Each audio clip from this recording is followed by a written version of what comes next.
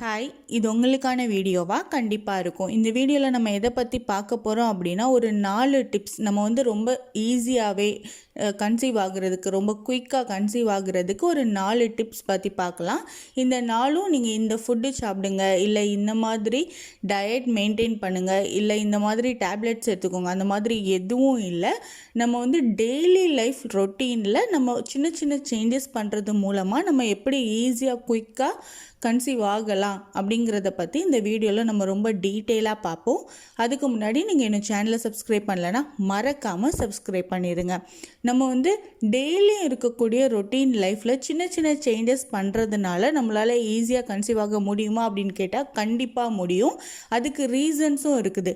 So ஒவ்வொரு டிப்பாக பார்க்கலாம். First என்ன அப்படின்னா, நம்ம நைட்டு சாப்பிடக்கூடிய ஃபுட்டை வந்து ஒரு 7 o'clock எடுத்துக்கிறது ரொம்பவே பெஸ்ட். நம்ம வந்து லேட் நைட் சாப்பிட்றப்போ தான் அது வந்து நமக்கு தொப்பை போடும், ப்ளஸ் வெயிட் அதிகமாகும். வெயிட் அதிகமானால் இர்ரெகுலர் பீரியட் ஆகும். இர்ரெகுலர் பீரியட் ஆகுறதுனால நமக்கு ஓவலேஷன் நடக்காமல் போகும். இதனால நமக்கு நிறைய ப்ராப்ளம்ஸ் வரும் ப்ரெக்னென்சியில். ஸோ நம்மளோட ஃபுட்டை நம்ம ஒரு 7 o'clock முன்னாடி எடுத்துக்கிறப்போ அது வந்து செரித்து நல்லா அதை ப்ராசஸ் பண்ணி நமக்கு வந்து காலையில் கொஞ்சம் ஃப்ரெஷ்ஷாக இருக்கும் நம்மளோட உடம்பு. அதே மாதிரி நமக்கு இந்த இர்ரெகுலர் பீரியட் ப்ராப்ளம், அதே மாதிரி நமக்கு ஓவலேஷன் ப்ராசஸ் வந்து கரெக்டாக நடக்கிறது, இது எல்லாமே ஸ்டெப் பை ஸ்டெப் வந்து கொஞ்சம் கிளியர் ஆகும்.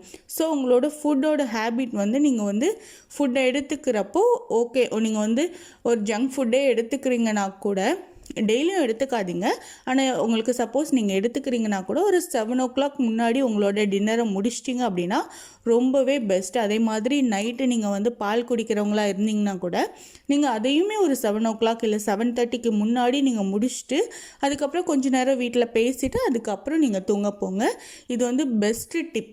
செகண்ட் டிப் என்ன அப்படின்னா, தூக்கம். நீங்கள் நைட்டு வந்து ஸ்ட்ரெஸ்ஸே இல்லாமல் கொஞ்சம் நிம்மதியாக ஒரு 8 hours வரைக்கும் நல்ல டீப் ஸ்லீப்பில் இருக்கலாம். இது வந்து உங்களுக்கு ஸ்ட்ரெஸ்ஸை கம்மி பண்ணும். ப்ளஸ் உங்களுக்கு ஹார்மோன் சேஞ்சஸ் வந்து இம்பேலன்ஸ் ஆகுறதை இது வந்து கண்டிப்பாக ஸ்டாப் பண்ணும். நம்ம வந்து ஸ்ட்ரெஸ் இல்லாமல் நிம்மதியாக தூங்கி எந்திக்கிறப்போ நெக்ஸ்ட் டே நம்மளோட ரொட்டீன் வந்து இன்னும் ஃபாஸ்ட்டாக இருக்கும், ரொம்ப ஃப்ரெஷ்ஷாக இருக்கும். இதனால நமக்கு வந்து எந்த விதமான ப்ராப்ளம்ஸும் வராது. அதனால் நமக்கு வந்து நம்ம முன்னாடியே சொன்ன மாதிரி அந்த பிசிஓடி, பிசிஓஎஸ், தைராய்டு ப்ராப்ளம் இது எல்லாமே நமக்கு கண்ட்ரோலில் வரும். ஸோ நீங்கள் வந்து செகண்ட் டிப்பாக நீங்கள் இந்த தூக்கத்தை வந்து எடுத்துக்கிறது ரொம்பவே நல்லது. தேர்ட் டிப் என்ன அப்படின்னா, டெய்லியும் ஒரு 30 minutes நீங்கள் ஃபிசிக்கல் ஆக்டிவிட்டி பண்ணணும். இப்போ ஃபிசிக்கல் ஆக்டிவிட்டி அப்படிங்கிறப்போ நம்ம ஜிம் போகணும், ரொம்ப ஹெவி ஒர்க் அவுட் பண்ணணும், அந்த மாதிரியெல்லாம் இல்லை. நார்மலாக ஒரு 30 minutes நீங்கள் நடக்கலாம். இல்லை உங்களுக்கு டான்ஸ் ஆட பிடிக்கும்னா டான்ஸ் ஆடலாம். ஏதோ ஒரு ஆக்டிவிட்டி உங்களுக்கு வந்து பிடிச்ச மாதிரியான ஒரு ஆக்டிவிட்டி சூஸ் பண்ணிக்கோங்க. டெய்லியும் ஒரு 30 minutes அதுக்காக ஸ்பெண்ட் பண்ணுங்கள். நமக்காக நம்ம கொஞ்சம் டைமை ஸ்பெண்ட் பண்ணுறப்போ தான் நம்ம நினைக்கக்கூடிய விஷயம் நமக்கு கிடைக்கும். ஸோ ஒரு 30 minutes நீங்கள் வந்து உங்களோட உடம்பு வந்து அசைகிற மாதிரி ஒரு 30 minutes நீங்கள் ஒர்க் அவுட் பண்ணுங்கள். இல்லை உங்களுக்கு வந்து 30 minutes அதிகமாக இருக்குது அப்படின்னு தெரிஞ்சால் நம்ம நார்மலாக ஒரு கால் பேசுகிறப்போ நம்ம வாக்கிங்கில், அதாவது ஒரு ரூம்லேருந்து இன்னொரு ரூம் நடந்துக்கிட்டே பேசுங்க. இந்த மாதிரி சின்ன சின்னதாக ஆரம்பித்து ஒரு 30 minutes நீங்கள் கொண்டு வந்துட்டீங்க. டெய்லியும் உங்களோட ரொட்டீன் லைஃப்பில் ஒரு 30 minutes நீங்கள் உங்களுக்காக ஸ்பெண்ட் பண்ணுறீங்க, உங்களை நீங்கள் கேர் எடுத்து பார்த்துக்கிறீங்க அப்படின்னாலே கண்டிப்பாக அது உங்களோட இர்ரெகுலர் பீரியட், பிசிஓடி, பிசிஓஎஸ் இது எல்லாத்தையுமே ஸ்டாப் பண்ணிடும்.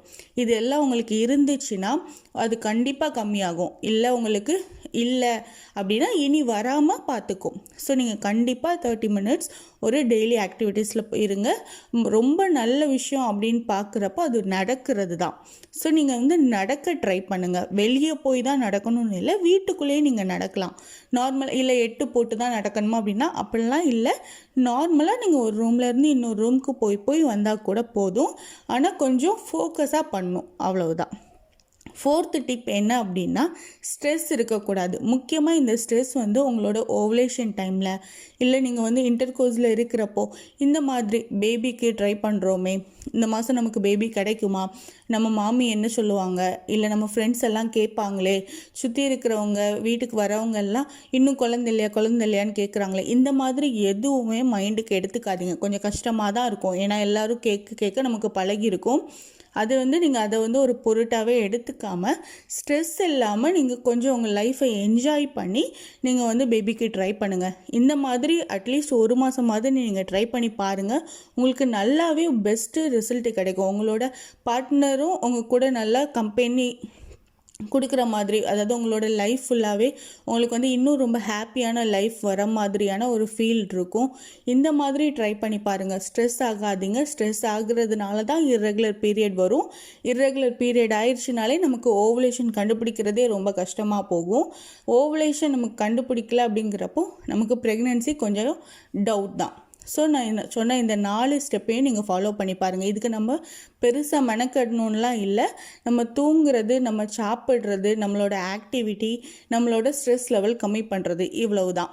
இதை நீங்கள் கண்டிப்பாக ட்ரை பண்ணி பாருங்கள். கண்டிப்பாக உங்களுக்கு ஒரு நல்ல மாற்றம் கிடைக்கும். இந்த 2024 உங்களுக்கு கன்ஃபார்மாக பேபி வந்து பாசிட்டிவ் ஆகும். கண்டிப்பாக குழந்தை ஆரோக்கியமான குழந்தையாக பிறப்பாங்க.